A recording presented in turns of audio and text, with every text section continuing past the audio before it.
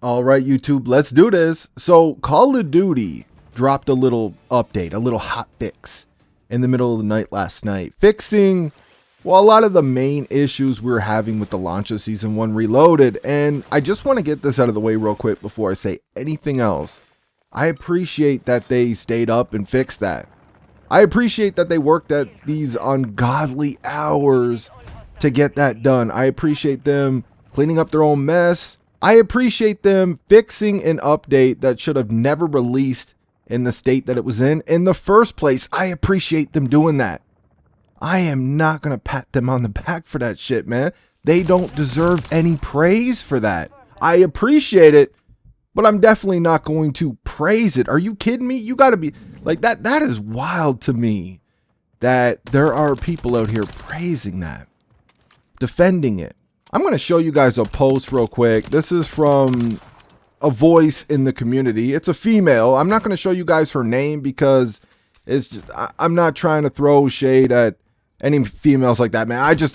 I ain't built that way. If this was a dude, oh, I wouldn't care. I would not care who went over to his channel or whatever. I mean, you wouldn't even have to, because I would just walk all up and down his ass in this commentary. We would just be ripping him a whole new butthole over here. Like, I wouldn't even care. But this is a female. She is, like, she's got a bigger following to mine. Like, I don't really know who she is and didn't really know who she was until I seen this post. But she's got a following.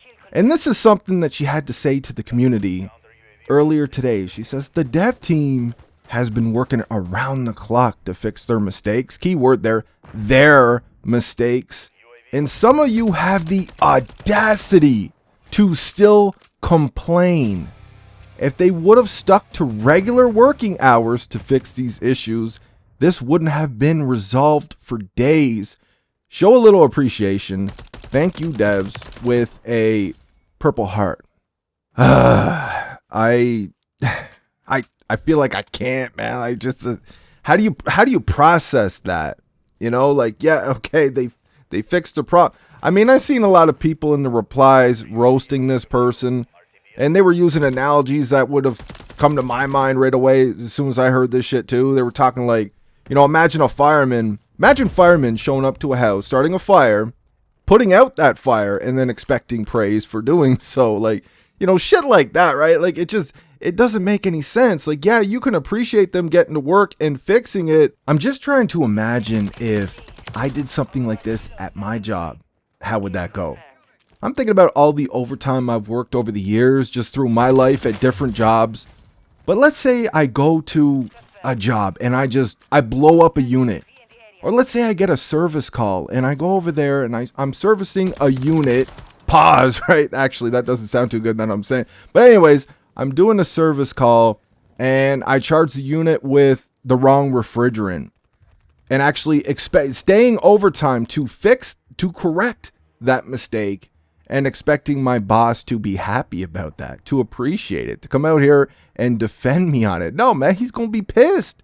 He's going to be pissed because that's money and that's time. And time is also money. He's going to be mad as fuck. And he's going to expect me to work whatever overtime I'm going to need to work to make sure that the job is done. But I tell you what, we'll come back to that in a minute. Let me show you another post here from Thomas Finn. Never heard of this person before, but this post has been making the rounds all over Twitter today. It's been making the rounds big time over there on TikTok. And this was a post from after the update for the few people that can actually get on the game and get on Warzone. And check this shit out. He goes on to say, this is the state Call of Duty is in, man. Anti-cheat not working. Haven't been able to access Call of Duty since 6 o'clock in the day yesterday. And TikTok's just full of cheaters. They're not even trying to hide it too. This is sad, man. Infinity Ward, Sledgehammer Games, fix your game. This is terrible. And he attaches a tight little video to this. I'm gonna let you guys check that out real quick.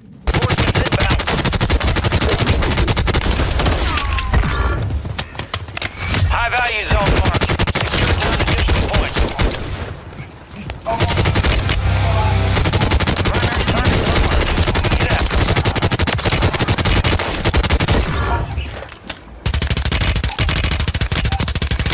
Enemies are dropping into the area. Watch the skies.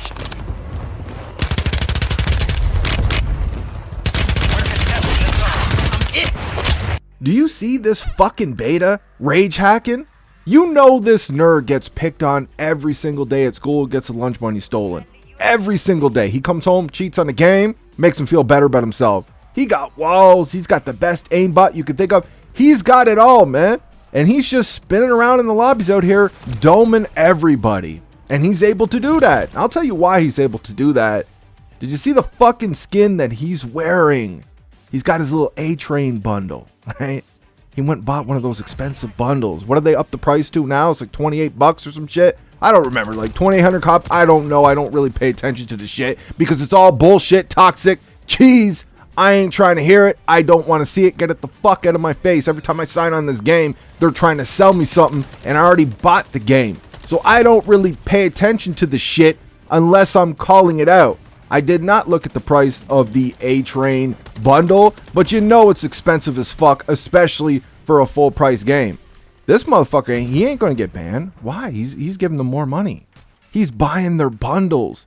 Why is Call of Duty gonna ban him? See, this girl in the beginning that I spoke about, she's talking about how we need to appreciate it and thank you devs, and they worked at these ungodly hours and they worked through the night to fix their game. Listen to me, sweetheart. Listen very carefully. They stayed up and they fixed the game because people couldn't get into the game. All right. People were stuck at the fetching profile loop and shit. They couldn't even get on the game to play it. And if they could get on the game to play it, they were lagging all over the place. Basically, it was unplayable. They fixed when people are not playing the game because they can't get on, or when they get on, it's a disaster. It's literally unplayable. They're less likely to go to the store and buy bundles. When these little 40-year-old beta male virgin nerds can get on the game very easily, or they're on the game and they're playing it and they're running into very few problems, they're more likely to go over to the store, look at them bundles, and buy an expensive as hell cringe bundle to get a skin for a fucking first-person shooter. A skin that they'll barely ever see. A skin that their enemies see. And a couple of blueprints for a gun. But if you switch around the attachments on that gun to make the gun better for you, it doesn't look like that blueprint anymore. It makes it uglier. It's just, dude, these bundles are so fucking cringe, man. They are such a ripoff, and there's so many idiots, just straight up morons out here that can't see it, and they'll even defend it. And they're buying up all these soy boy bundles as soon as they drop. They're hyping them before they even drop. I see fucking nerds out here on Twitter constantly. Oh, here's the new bundles coming with the season next week or some shit. Like, and it's just all, bro, it's all shit. It's all toxic shit. And these nerds out here, they eat this shit up, man. So we got the bundles. The store was working. We got the bundles. You got fucking assholes like this nerd right here spinning around aimbot, like walls, the whole nine. You know, he's playing the game though, right? But the girl tells us in the beginning that we need to appreciate them fixing an update that should have never released in the state that it was in. We need to thank them for that. They need to be praised. We need to appreciate it. Well, we got fucking assholes over here just doing whatever the hell they want, ruining the game on everybody. Even the other cheaters, ruining the game on everybody who plays legit. Clean players. You got assholes like this, and they don't have to worry about shit. But we need to appreciate them staying up late, working a little bit of overtime to fix the mess that they made. See, this is the behavior. This is the mentality that created this problem in the first place. Call of Duty knows that they can get away with this shit. They know that they can release an update like they did yesterday because they're going to have people like Girl in the beginning. They're going to come out here and they're going to praise them for it and then even defend them for it, going at other people who have a problem with the update in the first place for a game that they've already paid for. Call of Duty took those people's money. They're not happy about that. I never asked for Call of Duty to be a live service game. When the fuck did we ever ask for that shit? If you ever talk to anybody, any OG Call of Duty player, they'll talk about the golden era of Call of Duty, man. COD 4 to Black Ops 2. Loved every single one of those fucking games. None of them had skill-based matchmaking except for Black Ops 2. We seen it a little bit in the beginning and then they dialed it back. We didn't have skill-based matchmaking, Eomm matchmaking back then. We didn't have most of our quote-unquote content all the good shit locked up in bundles, expensive as hell bundles with a skin for a first-person shooter. We didn't have that shit back then. They introduced little micro packs in Black Ops 2 for like $2. You got a camo that worked on all your guns. It didn't matter what gun you were using, you had that camo for that joint. It didn't matter what attachments you were using, you had the camo with some calling cards and shit. Little micro packs. I am completely fine with that shit. We didn't have these cringy as hell bundles in those old games, and we definitely didn't have no goddamn live service. And even still, back then, when we got updates, you didn't see shit like this. Nowadays, we get more updates. We get all these little updates with just stupid shit in them and a whole bunch of bundles and shit, and they break the game more. And this girl wants us to appreciate it and stop fucking complaining because they stayed up, worked some overtime, and fixed some of their mistakes. Because we still have problems over here, man. I'm still seeing people complain about problems. Shit, I've been running into problems. I played a couple of games last night, played a quick game today, and I actually noticed, I don't think I have any gameplay of this.